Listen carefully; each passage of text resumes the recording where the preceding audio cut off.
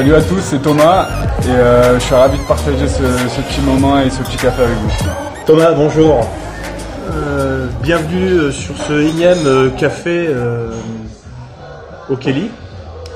On va démarrer cette petite interview avec des questions qui vont de ça, de là.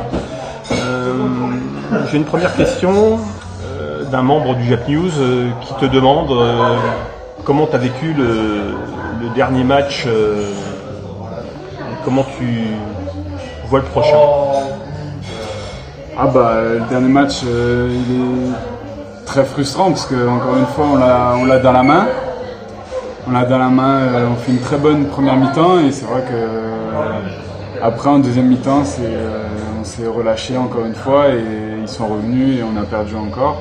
Donc ouais, c'est frustrant quand on a l'emprise sur le match, mais voilà, on va pas baisser les bras et on va rebondir contre Nancy vendredi.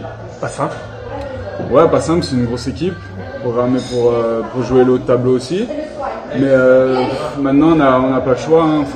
Faut gagner des matchs et voilà. Réflexion d'un petit article que j'avais lu sur Facebook où il était écrit Thomas il a de bonnes cannes, je compte sur lui pour défendre dur, je m'inquiète pas. C'était Laurent Forest qui disait ça. Alors comment il va Thomas en Pro B? Oh bah moi ça va très bien, hein. De toute façon je vais pas changer forcément de style de jeu par rapport à l'année dernière. Je vais toujours essayer de défendre fort sur le meneur d'en face. Et voilà, on attaque, faire jouer l'équipe, prendre les shoots dès que c'est ouvert et jouer librement, quoi, relâcher. Tu joues plus relâché? Enfin moi c'est une réflexion personnelle, tu joues relâché, tu as énormément progressé, même athlétiquement parlant. Je t'ai déjà fait la réflexion, t'en es conscient, est-ce que ça t'aide au quotidien en Pro B? Ouais, bah c'est sûr. Bah après, j'essaye de compenser peut-être les petits manques d'expérience ou des choses comme ça. J'essaie de les compenser par de l'activité, de la présence physique, athlétique. Donc ouais, je vais toujours essayer de défendre fort. Voilà. On me dit dans mon oreillette que j'ai pas. Alors Thomas, il se débrouille énormément sur Internet, dans les jeux en ligne. Alors est-ce que Thomas peut nous parler un petit peu des jeux en ligne? Et si oui, quel niveau tu as dans les jeux en ligne comme Call of Duty? Alors je vais te décevoir, mais Call of Duty c'est pas du tout mon truc. Ces jeux, je suis nul. D'accord. J'ai jamais vraiment joué et... D'accord. Alors, une petite question de notre ami Kevin, qui me demande, en parlant de l'Euro, il y avait un joueur qui te ressemblait, avec des moves similaires aux tiens. Il s'appelle Luka Doncic. Et il te demande en fait si c'est pas ton jumeau. Oula. J'ai une belle comparaison. Bah oui, c'est clair, mais...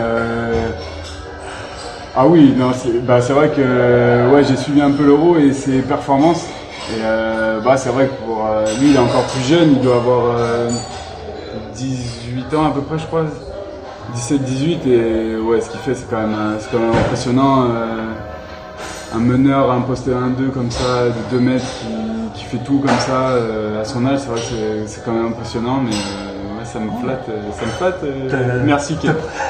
T'apprécies la comparaison. Donc toujours dans l'oreillette que j'ai pas, j'ai Marc Antonello qui me dit essaie de lui structurer quelque chose. On a essayé toute l'année dernière d'avoir des anecdotes. On n'a rien sur lui, on n'a pas de dossier. Alors Thomas, tu sais comment ça se passe, si on n'a pas de dossier sur toi, quand c'est comme ça, il faut balancer sur les autres. Est-ce que tu peux nous raconter quelque chose à propos de Marc Antonello? Bah, évidemment, avec Marco, j'ai bien 2-3 trucs, quoi. Excuse-moi, Marco. Mais non, mais par exemple, on habite pas très loin l'un de l'autre, et en fait, on peut se voir de nos fenêtres. Donc des fois, il me passe un petit coucou. Enfin, il nous passe un petit coucou d'une certaine manière, d'une certaine façon. Des coucous à la Marc Antonello. À propos de Marco, tu peux peut-être quand même nous en balancer, parce que moi j'ai quand même le souvenir du retour de Soutfel. Moi j'étais que sur le parking, hein. Je n'avais pas assisté au match, tu te doutes bien, mais tu peux peut-être balancer, Thomas, puisqu'on n'a rien à dire sur toi, tu peux peut-être balancer sur les autres. Oui, bah après Marco, c'est vrai qu'après le match de Soutfel, on a tous bien profité, mais lui il était bien aussi, il en a bien profité quoi. Il a bien profité de la soirée, et je pense que le retour il a dû être un peu long, il n'a pas vu beaucoup de paysages dans le train quoi. Ah ouais, Marco, t'es comme ça Marco. Marco, on t'aime. Petite question de Jean Signor, qui te demande si tu sais que le chien qui aboie n'est pas toujours celui qui est le plus méchant. Jean le connaît tous, hein, c'est un personnage. Ces phrases, là, ces questions un peu rocambolesques, c'est du genre tout craché quoi. Jean, je t'aime aussi. Pour terminer, toujours un peu la même question qui revient. Alors, l'UJAP, la suite, comment tu vois ça? C'est un club qui se construit petit à petit, et c'est vrai que si on arrive à remplir l'objectif qui est de rester en Pro B, je pense qu'ils peuvent encore grandir, que l'UJAP peut encore grandir encore plus, grandir petit à petit et continuer ce qu'ils ont entrepris depuis quelques années déjà, et devenir un club phare de Bretagne, de Pro B. Et voilà. Et la Bretagne dans tout ça, Thomas, tu t'y plais?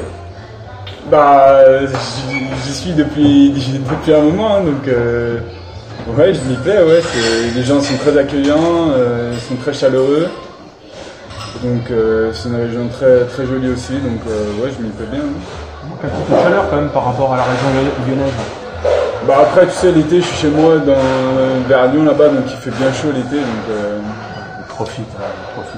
Mais c'est vrai qu'ici, il y a des périodes où la pluie est là, quoi. Voilà. Donc on doit faire avec. Bon, écoute, Thomas, je te remercie, puis je te souhaite une bonne saison Saint-Lucas. Merci à toi. Merci.